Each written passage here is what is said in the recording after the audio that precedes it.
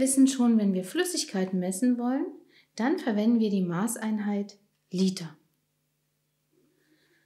Das heißt, wenn wir das Volumen von diesem Glas Wasser haben wollen, beziehungsweise von der Flüssigkeit, die da drin ist, dann verwenden wir den Messzylinder, um genau zu erfahren, wie viel Liter oder Milliliter sind denn nun in dem Glas.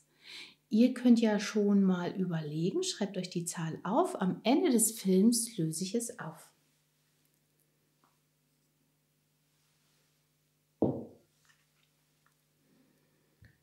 Wenn wir so eine Flasche haben, dann könnte das ein wenig schwieriger werden, weil die Flasche sieht so komisch aus und wie soll man das schätzen? Wir haben aber auf jeder Flüssigkeit, die wir kaufen, eine Selbstkontrolle. 250 Milliliter sind in dieser Flasche.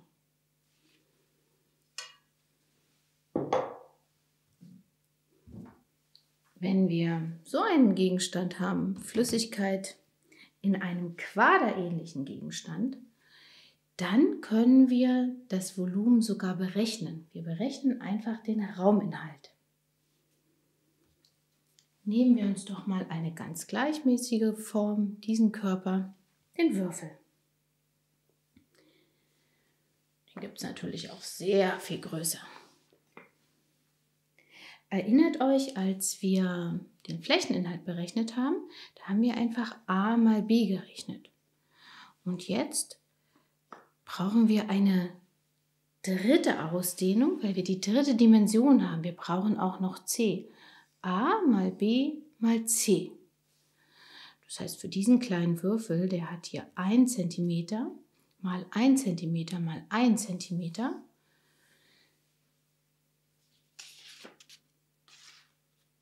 dass der Rauminhalt des Würfels genau 1 Kubikzentimeter ist.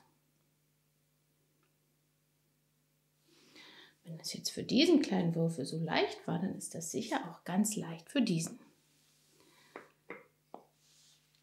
Wir rechnen a mal b mal c. Lüften wir doch mal das Geheimnis und schauen rein.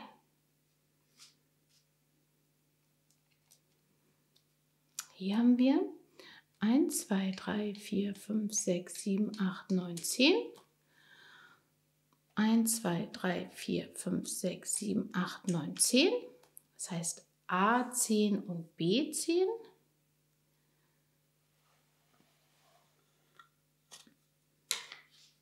Die dritte Dimension. 1, 2, 3, 4, 5, 6, 7, 8, 9, 10. Auch 10.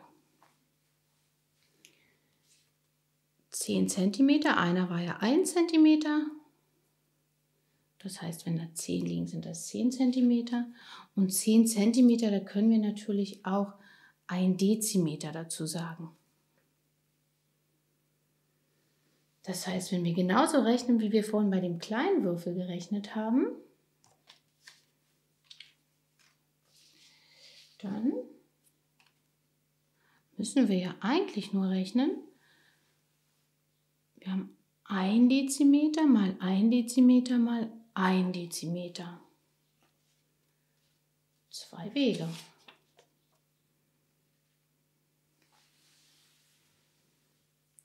(10 cm mal 10 cm mal 10 cm, das entspricht 1000 Kubikzentimetern. Hier ist jetzt eine 3. Erinnert euch, beim Flächeninhalt hatten wir Quadratzentimeter, aber jetzt haben wir die dritte Ausdehnung. Oder wir rechnen einfach 1 Dezimeter mal 1 Dezimeter mal 1 Dezimeter. Das ist also 1 Kubikdezimeter.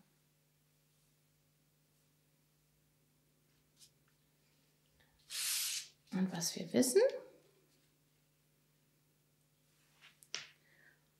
1000 Kubikzentimeter oder 1 Kubikdezimeter, das entspricht einem Liter.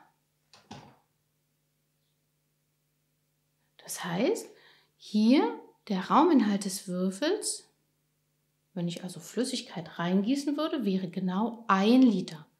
Wir sagen bei dem Würfel 1000 Kubikzentimeter oder auch 1 Kubikdezimeter. Jetzt wollen wir noch wissen,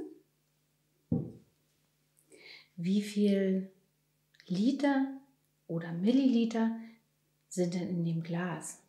Dazu brauchen wir wieder den Messzylinder, weil eine Flüssigkeit können wir nicht berechnen mit A mal B mal C. Messen wir ab.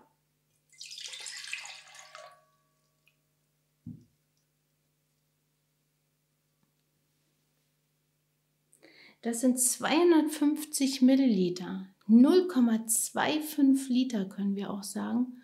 Oder viele sagen ein Viertel Liter.